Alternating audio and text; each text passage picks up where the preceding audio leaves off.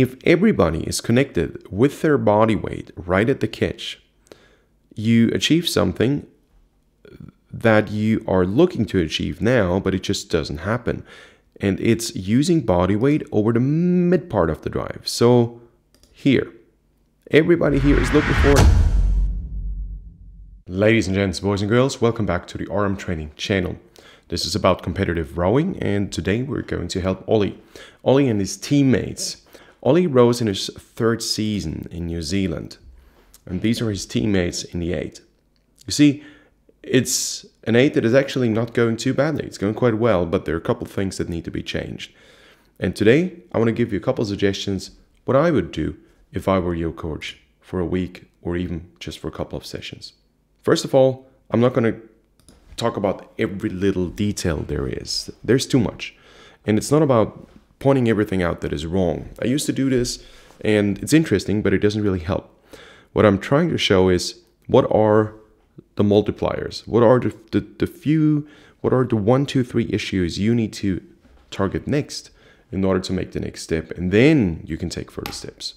In a team boat, especially in an 8, it's absolutely essential that everybody has the same idea of how to move the boat, when to move the boat, in which way, and 1, 2, or 3 cues everybody is following in order to generate a common way of moving that big ship. And that's something I'm missing. Let's point out the good things first. One of the good things is the way you guys position your blades. I can only see the port side, so the right side, and to me it looks like pretty much everybody has a very good idea of not setting the blades too deep. Excellent work, and it's quite outstanding. I usually don't see this, and this is something you have done extremely well. The next thing I see is that almost nobody is out of rhythm. Everybody kind of has the same idea. Everybody wants to create leverage into the finish. But here comes the problem. Not everybody is able to create leverage into the finish. And that's where I would like to change.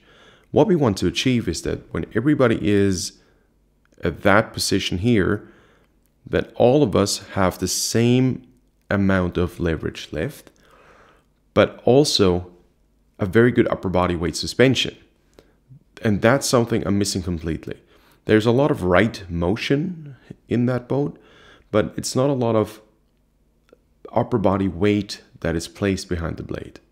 You can see this, that most people are actually really trying to find connection in the water. So the blade goes into the water gradually, and then you want to lock onto the water. And you want to lock onto the water in such a way that you feel heavy, that you feel that you are moving the boat not because of brute force, but because of body weight. And that's a very important thing to, it's a very important thing to distinguish. What most of you in that boat are doing, or many of you, you're trying to create a motion, and through the motion you're trying to create connection and then a further drive. But an 8 is a heavy boat. There's that utopia amongst us rowers that we want to try to create a dynamic stroke. That's not true. We don't want to create a dynamic stroke. What we actually want to create is a boat motion, not a body motion. The body motion is a secondary product. It's a byproduct. It's not something I want to achieve per se. For me as a coach, one of these quick indicators when I look at a crew is how many people have their arms significantly bent in that boat. 4 seat? It's not a critique to you. You're doing your very best. Stroke, counterstroke is good. 5 looks bent, but I've seen him row. He's probably the best in that boat in terms of technique. Ollie, that's you in 6 seat. Not bent, but I still think you're looking for connection. 3 seat, yes, arms are extended, but there's not much body weight behind it. 2 seat, you're either just getting used to port side, or you are not suspended with your body weight. I suspect the latter is the case. And bow seat is excellent. I think that's the right kind of guy to put in bow. He's able to use his body weight. Doesn't look like he's too tall, too big. He's got very good feeling. That's the kind of person you want to have in bow. Let's go forward a bit more. When are the arms bent now? So this is the post-connection phase. Arms are long, fairly long, fairly long, but inside arm not. Same thing here. And now comes the next cue point. The arms alone don't really tell you the full story. What I'm interested in is to know where is the force going. So here at the catch, at that stage, by the way, hey, stroke, that's really, really deep here with your blades. At the catch, I'm looking for the force to go here, down there, and through here. So this is where I want the extension. The stretch should be here. This is what I want to be stretched. And it goes all the way into the back, right? That part should be stretched. So it is not the shoulders I want to bring forward alone, because the shoulders are pretty small. Here you can see this with, what's that, 8765 seat. That stretch right there. This is why I think he's one of the best in that boat. Yes, he may look a bit hunched with his upper body, and the low back is probably not in a good position. That's all true. But he sure does know how to get that suspension into the into the rear part of the shoulders or into the upper back. So he connects with the upper back. He doesn't connect through the arms and shoulders. So the idea is to do that instead of doing this. And if you connect through the upper back, you get a bit of a stretch right there. And that's what I'm looking for. And that stretch goes down into your armpit right there. Here. I'm going to hop out later on the work floor and show you on the bio rower exactly what I mean. That connection ensures that you can use your body weight. And you cannot start to use your body weight mid-drive when you want to go into the upper body swing. You have to connect it to the water resistance, so to the blade, as quickly as possible. And that's the one thing that this boat is missing. And there are a couple of drills you can make. One drill, for example, is that you go into the catch position.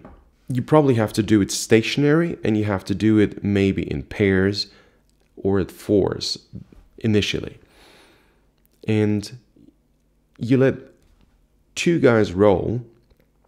Ideally, start to let them roll with the outside arm alone, so there's more load to be felt. It's easier. So the boat is in a standstill, it's very heavy, and you just use the outside arm. This is super easy to feel where the energy goes to. At that stage, I just talked about this in today's morning session and Saturday session. I'm going to talk about this in today's PM Saturday Zoom session as well. If you want to join aramtraining.com, I'll leave a link in the description. 45 minutes every week. And then when you start the leg drive, it's easy to bend your arms early or try to retract your shoulders.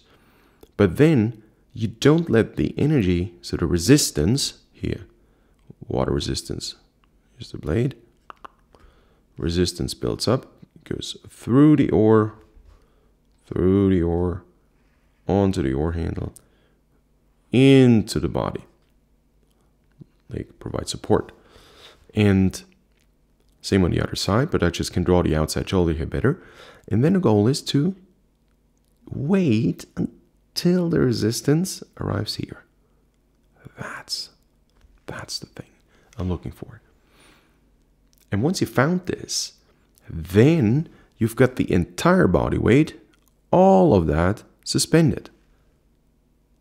But if you just suspend your shoulders, here for example, we can see this with number 3 seat. I think you're just trying to keep the shoulders long, but you're not using your entire back. And you may say, oh, okay, with the 5 seat, it's got a bit of a hunched back. Why not? As long as it's not the low back, why not? This is fast, and I do think it's sustainable. I would only do this in a true rowing environment. I wouldn't do this on a linear erg. But in a true rowing environment, this is fast and sustainable. It may sound like a detail you can omit, but That's extremely important. And then when people start to feel for that, let them start with just micro taps with the legs. I will show you the exact drill at the end of the video on the bar rower. And when you do these micro taps, wait until you feel a resistance in your shoulders, in your upper back, shoulder blades. That is, it's such a great feeling if you do that. And then slowly extend the leg drive. And the goal is not to lose that suspension. So very simply put, the multiplier here is, don't think about emotion. Think about suspending your body weight at the catch. How do you do this the best? You do it in such a way that you take you take the resistance you find and try to catch it here with the upper section of the back and not with the top of your shoulder. And certainly not with your arms. Your arms function as extensions of the trunk. But you do catch with the trunk.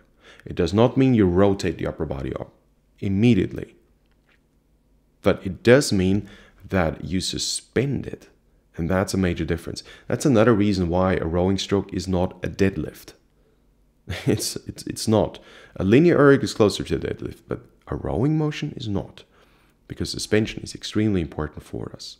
If everybody is connected with their body weight right at the catch, you achieve something that you are looking to achieve now, but it just doesn't happen. And it's using body weight over the mid part of the drive. So here, everybody here is looking for that monumental motion into the finish. And it's just not happening. Because you're not everybody is suspended. So the way it works is that you go into the catch position, and instead of trying to look for resistance this way or that way, you want to look for the resistance with a stretch here and a stretch that goes right here. That's I show you the same recording later from the backside. And the way you do it, you just do gentle taps with your legs. You place your blades, taps with your legs. And instead of doing this, that, or that, it's much smarter and more effective to try to suspend your body weight right from the catch, and you do this through the suspension. No suspension, no body weight connection. You do this. And a fast catch is a catch when you have immediate force connection through a suspension. So you could either get the connection forcibly now, or you just let the energy flow a little longer through the body until it's here. And then you catch it with your lats. Major difference. So the idea is to do that instead of doing this. Stretch should be here, down into the lat, into that part here. So right there. This is where I want the stretch to be, on both sides, inside and outside. So you need to rotate the shoulder girdle along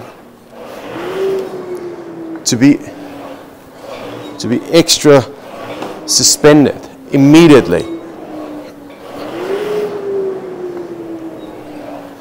And the exercise is that you do the taps and wait patiently at the catch until you have that connection.